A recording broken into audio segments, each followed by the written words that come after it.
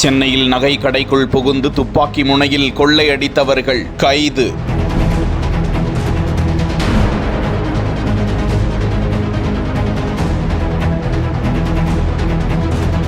ராஜஸ்தான் மாநிலத்தை சேர்ந்த 2 கொள்ளையர்களை மடக்கி பிடித்த தனிப்படை.